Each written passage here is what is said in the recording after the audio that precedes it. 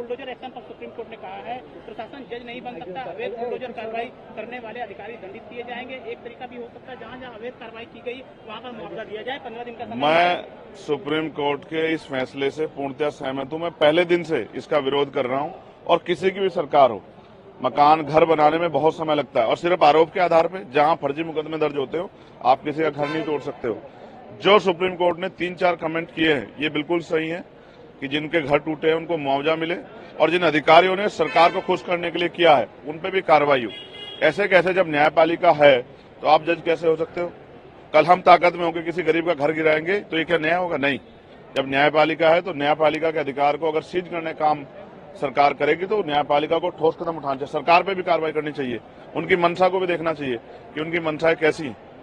यहाँ भी अयोध्या में भी लोग घरों में बुलडोजर चले और उसका खामियाजा लोकसभा के चुनाव में भारतीय जनता पार्टी ने उठाया भी। यूपीएससी एग्जाम को लेकर के जिस तरीके से धरने पर बैठे लाठीचार्ज हुआ है, ये बहुत महत्वपूर्ण है। आप ये समझिए, मैं उन बच्चों का धन्यवाद देता हूं जो अपने अधिकारों के लिए लड़ रहे हैं। वो जागरूक हैं, वो देश के सच्चे नागरिक हैं। मैं वहां जाना चाहता हूं लेकिन इसलिए नहीं जा रहा हूं क्योंकि उनके आंदोलन पे कोई सवाल ना खड़ा हो कि पॉलिटिकल है, लेकिन मैं हम उनके साथ खड़ा हूं। हमारी पार्टी संगठन उनके साथ खड़ा है। हमारी बेटियां वहां बैठी हैं, हमारी बच्चियां बैठी हैं, बच्चे हैं वहां, सब नौजवान हैं, देश भर से आए हुए लोग हैं।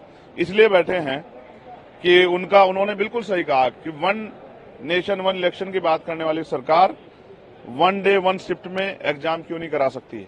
41 सेंटर पे आप करा रहे हो, बाकी 34 सेंटर पे आपको उम्मीद है कि पेपर लीक हो जाएगा। पुलिस की भर्ती का पेपर लीक हुआ, दरोगा की हुआ, पटवारी का हुआ, कोई ऐसी भर्ती इसका पेपर लीक नहीं हुआ। अब तो हाई स्कूल इंटर ग्रेजुएशन के पेपर लीक होने लगे हैं। और मैं फिर कह रहा हूं, नारा बहुत अच्छा दिया उन्होंने मुख्यमंत्री जी के लिए कि अगर पेपर बटेंगे, एक की जगह 2 पेपर होंगे तो नंबर कटेंगे और फिर कहीं ना कहीं धांधली होगी। धांधली को रोकना है, पारदर्शिता के साथ एग्जाम कराना है तो बच्चों की मांग को मानना पड़ेगा। 3 दिन से बच्चे वहां हैं, 2 रात हो गई बेटियों को बैठे हुए। बेटियों का पूजन करने वाली सरकार को क्या हो गया है? बिल्कुल ही संवेदनशीलता बिल्कुल ही खत्म हो गई है। तो मुख्यमंत्री जी तानाशाही ना करें, उनकी मांग माने और हम और हमारी पार्टी उन बच्चों के साथ खड़े हैं।